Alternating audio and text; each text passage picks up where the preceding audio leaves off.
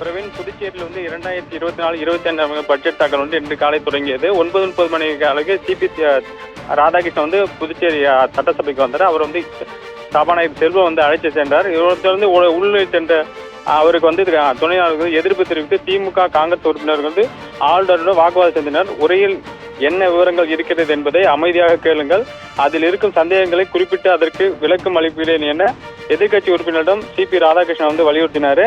நான் வேறு மாநிலத்துக்கு மாற்றப்பட்டதால் புதுச்சேரி பேரவையில் இதுதான் முதலும் கடைசியும் உரையாக இருக்கும் எனவும் ஆளுநர் தெரிவித்தார். இதையும் ஏற்க மறுத்த எதிர்க்கட்சிகள் ஒட்டுமொத்தமாக வெளிநடப்பு செய்தனர்.